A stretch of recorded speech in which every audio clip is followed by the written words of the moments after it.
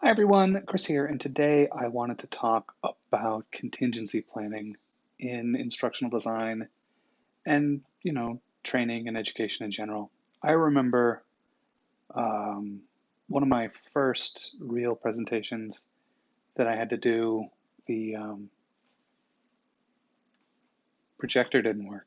The PowerPoint just wasn't there.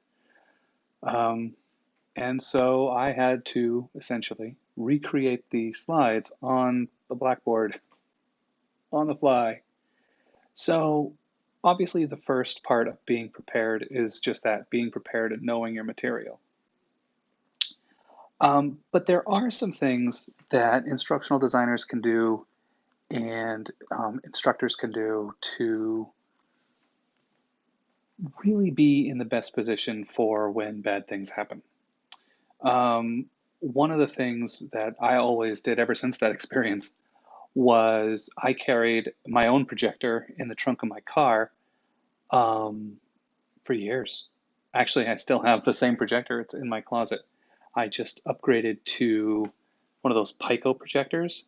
Those are nice. Um,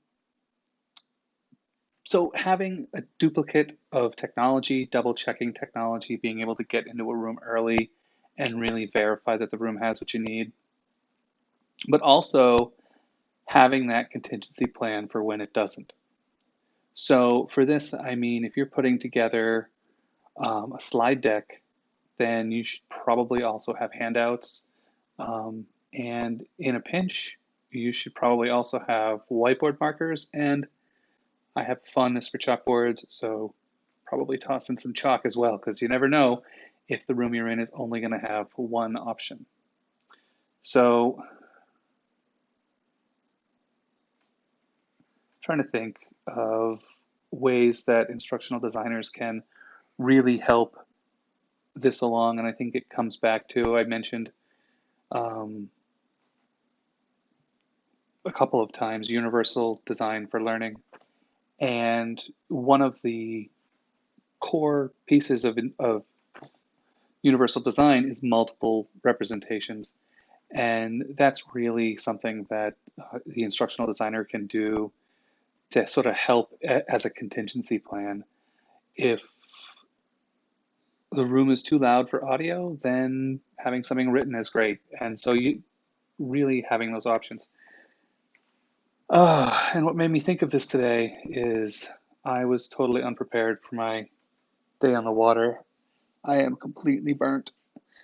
And so by not being prepared for what you need, you can really burn yourself. And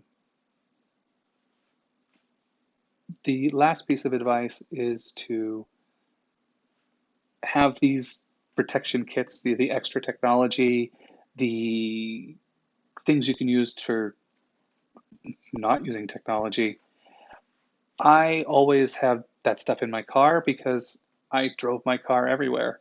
Well, today my son took my car and I rode my bike to the marina. And guess where my hat was? Yep, it was in the car.